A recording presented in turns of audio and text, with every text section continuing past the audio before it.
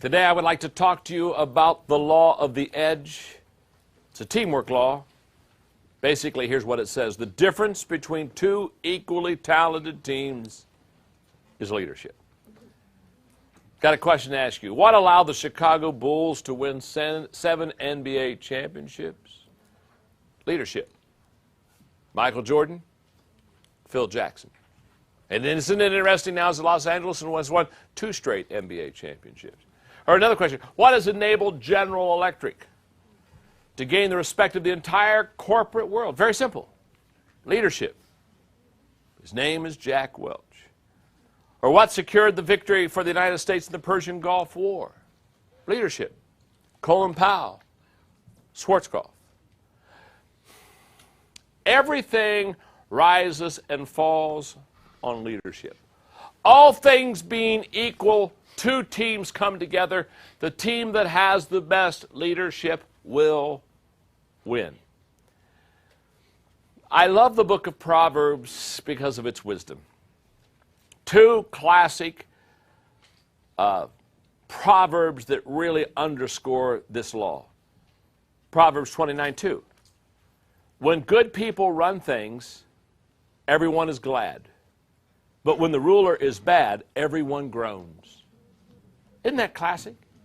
Or Proverbs 29:4, a leader of good judgment gives stability, an exploiting leader leaves a trail of waste.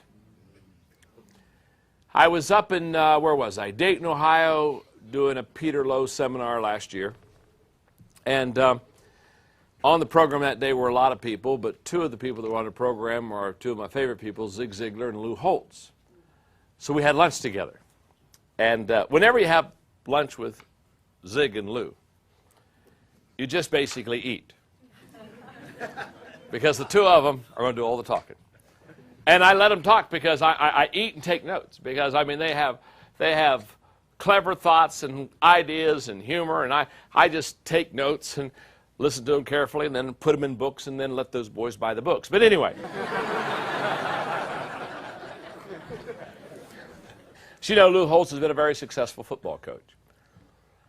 But a couple of years ago, he went to the University of South Carolina, a team that has not been successful. In fact, as we were having lunch that day, Lou had just finished his first season with the University of South Carolina, and they had not won a game. They were winless. So we're having lunch, and I'm saying, Lou, how's the team going to do this year? Of course, when they were winless this first year there, he had inherited a team that really didn't have depth, that didn't have a good bench. I mean, he inherited a very bad team. But he'd been there a year, so he'd been able to put his disciplines, his coaching, his leadership on the stamp on the team. And, of course, he had already recruited 1 class. So when I was asking, I said, Lou, how's the team going to be this year?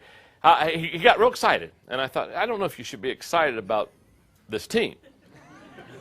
But he got real excited, and he said, John, he said, I want to guarantee you something. And he just got right down my face. He said, I want to guarantee you something.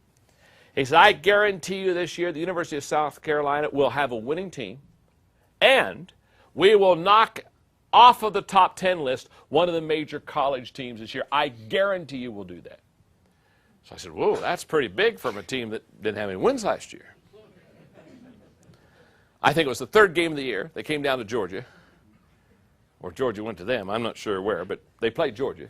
At that time, Georgia was ranked in the top 10, and the University of South Carolina beat them. So I get my little note card out, and I said, Lou, you are a prophet. You did exactly what you said. Good luck for the rest of the season. Said a couple other things and sent it off to him. Well, Lou Holtz not only beat Georgia that year, but I think they won 9 games and went to a bowl game, of which in the bowl game they won. Now, what causes a team that continually loses and the previous year doesn't win a game to turn around and win 9 games and go play in a bowl game on New Year's Day? It's very simple. The answer is leadership. Everything rises and falls on leadership. The best thing that can happen to a team is for them to get a good leader. In fact, it was Lou who taught me several years ago that a bad coach with good players will lose. But a good coach with average players will win. And this incredible law of the edge says that leadership helps the team to win. In fact, in your notes, leadership always makes a difference for an organization, but perhaps never greater than when two equally talented teams are in contest. One of the best leadership books I've ever read, it's a classic book, is The Leadership Challenge. This is a marvelous book because it helps really reduce down to very simplified form what leaders do.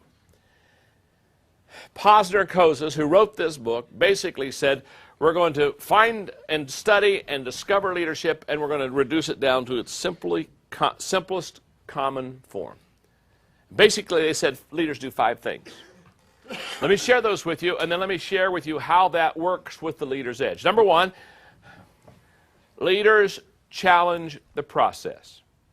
In other words, they don't accept status quo. They don't accept things as they are.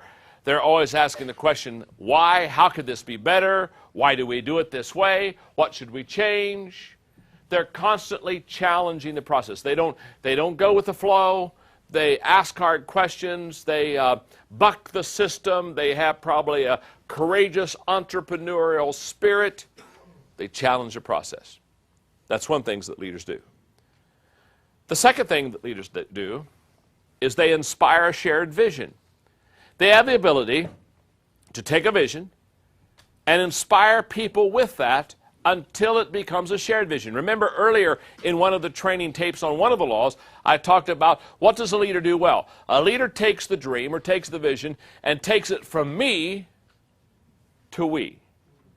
That's exactly what Posner and Kozas are saying right here. They're saying leaders take a vision and they inspire what kind of vision? A shared vision until everybody has ownership of it. Number 3, leaders enable others to act. In other words, leaders become catalysts for people to move forward and to act. They lift people. They mobilize people. People are invigorated by their leadership and seem to become more action-oriented when a good leader is around. Number 4, leaders model the way. Leaders become good examples. They show the way, they go the way, they know the way. In other words, leaders understand that people do what people see. And so therefore, they're constantly modeling for their people the type of leadership, the type of team members they want to have play for them. Number 5, leaders encourage the heart. They are chief encouragers. Let me define encouragement for you. I think encouragement is the oxygen of the soul. Encouragement breathes life into people.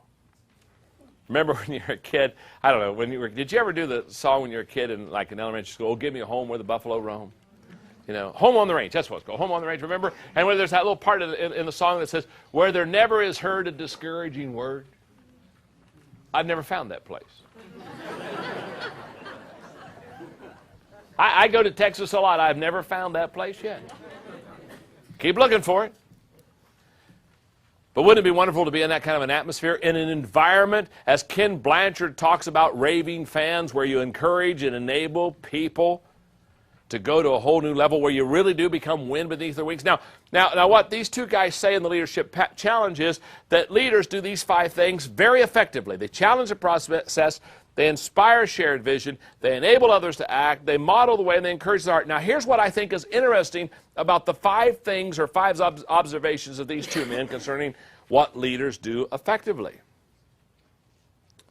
4 of the 5, numbers 2, 3, 4, and 5, are all directly team-related.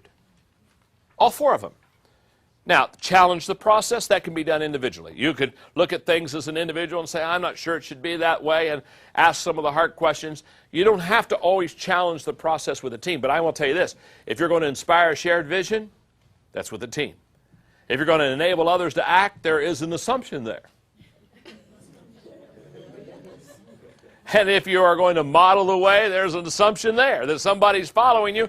And if you're going to encourage the heart, obviously, those four are directly connected with your ability as a leader to get your best out of the team. Now, the leader's edge says that the leader makes the difference. So let me just put on a leader's hat for a moment. If you're a leader, let me ask you a question. Are you making the difference for your team? Are you are you a lid lifter? Or do you put lids on your team? I shared with you another training tape that one of the things I like to do is I like to add value to people. And another time somebody's asked me what to do, and I thought about it for a moment, and I said, I lift lids for people. I take the lid off and help them to rise to their potential. I do my best to, let you out of jail. You know what I mean? Move the bars, give you some freedom, get you growing, stimulate that growth just a little bit, help you to see the sky, help you to reach your potential, be all that you possibly could be. That's kind of what I try to do. Now, here's what I know. The things that these two men talk about leaders doing effectively: inspiring a shared vision, these things that involve the team, enabling others to work, modeling the way, encouraging the heart. Here's what I know. You can learn to do these things. Let me ask you a question. Can you learn to encourage people? Yes or no? Of course you can. Now, for some of you, it's going to be hard. It's not your natural temperament. Your gift spiritually is discouragement.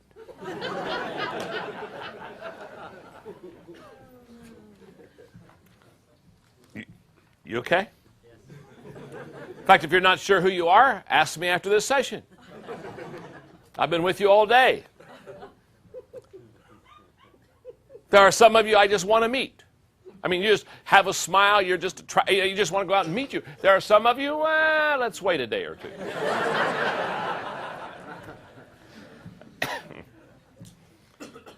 Just kidding. So if you're not sure, during a break, come up and see me. Because I'm always amazed at people that are in the people business, and I see this all the time, people that are in the people business that aren't any good with people. Can I tell you, this is a tough business to be in if you're in the people business and you don't like people. Or if people don't like you. And I just see them. Sometimes I say, oh my goodness, you're in the people business. And I look at them and say, oh my goodness. Oh, they're not going to make it. Now, I don't do this, but there are a lot of times when sometimes I just want to go up to people and say, do you know you're in trouble?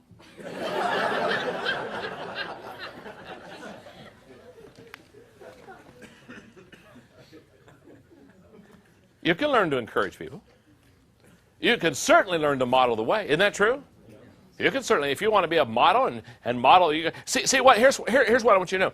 These skills are teachable, transferable skills. When I do leadership conferences, a lot of times people raise their hand and they'll ask the question. In fact, this is the most popular question probably in leadership conferences. People will raise their hand and they'll say, John, I'll say, yeah. They'll say, let me ask you a question. They'll say, are leaders born? And whenever they ask me the question, are leaders born, I give them the same answer.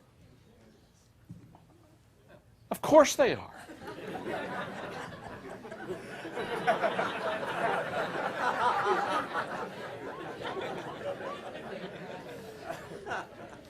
Think about that question.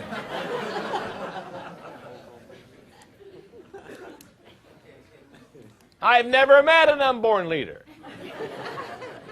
Don't particularly want to. Something scary about this. See, when they ask, are leaders born? What they're really not asking, are leaders born? Hello, of course leaders are born. So are non-leaders born. We're all born. Hello.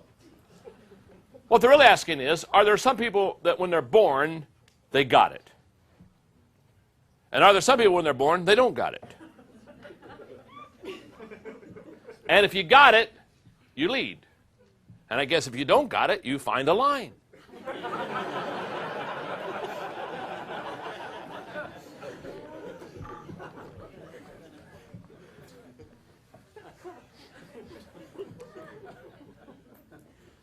What's wonderful about training people to be team players.